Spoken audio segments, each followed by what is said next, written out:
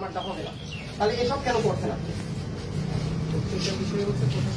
না না, প্রশাসনিক বিষয়, কোনো প্রশাসনিক বিষয় না। আপনি কেন আওয়ামী লীগের দোষরের টাকা জমা নিলেন? আপনার সংরক্ষিত এর ভিতরে একটা জবাব দিন। একটা জিনিসই হলো না না না, কোনো প্রসিডিউর না। আপনি জমা নিলেন কেন টাকাটা? এটা আপনি বলেন। আপনি দপ্তরকে জমা নিতে 1000 টাকা। আপনি আমরা বলেছি আওয়ামী লীগের দোষরের কোনো আস্তানা বিধি করে থাকবে না। তারপর আপনি সেই ফাইল আটকা রেখে আপনি টাকা জমা নিতেন কেন? আপনার কাছে আসি না, আপনাকে বলি না, আপনি একের পর এক আওয়ামী লীগের দোষরদের নিয়ে চলছেন। আপনার দপ্তরে আমি বলি, আপনার দপ্তরে সব চেয়ারে আওয়ামী লীগের দোষরা যখন ছিল, এখনো তারা টাকা জমা নেওয়া হয়েছে। আপনি কেন কোন আস্থানা কোটার ভিতর থাকবে না?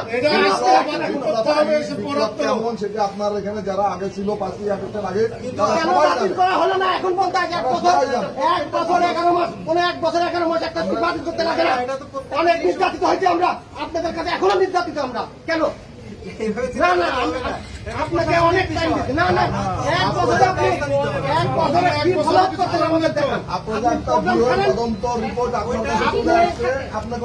প্রোগ্রাম ছাড়েন, আমি বলি আপনি প্রোগ্রাম ছাড়েন, আমরা ফলাফল না নিয়ে আজকে যাবো না। আপনি না বুঝতে পেরেছি আপনার ওই বিষয়টা আপনি তাহলে পুরোপুরি জানেন না। ওটা তো আমরা পাঠিয়েছিলাম। তারপরে আমি আমার একটা কমিটি করে দিয়েছি, সেই কমিটির রিপোর্টটা না পেলে তো সেই কমিটিতে কেন স্যার বিপ্লবের বোর সাথে আরেকজনকে ঢুকানো হলো? একটা সিম্পল বিষয় নিয়ে, মানে বিপ্লবের বোর সাথে আরেকজন একটা শিক্ষককে ঢুকাই দেওয়া একই চিঠিতে আমাদের 2টা বিষয় তো, ওইটাও তাদেরকে তাকে সাসপেন্ড করা হয়েছে। এইবার ওই ছেলেকে আপনারা সাসপেন্ড করতেন কোনো ইয়ে বাকি না। এই বিষয় আমি আমাদের প্রশাসনিক বিষয় আমি বলি শপথ বাদে আপনি করছেন। ওই ছেলে কাল হাইকোর্ট যাবে, তাই ওটা ফেরত পাবে। বিপ্লবের বউ 20 বছর পরে বলবে সে রায় পাইছে, আমিও বৈধ, কারণ আমাকে অবৈধভাবে করাই দিল। তাতে আপনি কেন এই দুটো জিনিস এক জায়গায় ঢুকালেন? এটা আমি আপনাকে ব্যাখ্যা দিতে পারবো না। আমার প্রশাসনিক বিষয়ে আপনারা বলতে পারেন যে আমরা কি করছেন, আমরা তো ব্যবস্থা নিচ্ছি। না, আপনি নেননি। মানে টেকনিক্যালি আওয়ামী লীগকে জিয়ায় রাখবেন আপনারা। আপনি 1 মাস ধরে কি করছেন আপনি বলেন?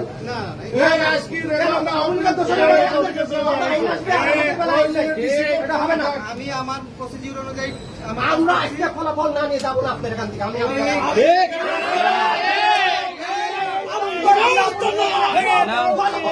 দোষদের বিরুদ্ধে ব্যবস্থা নেওয়া হচ্ছে। আপনি শোনেন, এত সহজ না, যতক্ষণ আওয়ামী লীগের দোষদের বিরুদ্ধে ব্যবস্থা না নেবেন আমরা এখান থেকে যাবো না।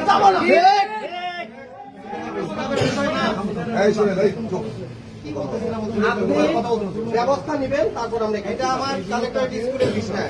এটা আপনি আওয়ামী লীগের দোষ রাখবেন কাউন্সিলর স্কুলে। এখন আমি কাউকে চিনি না।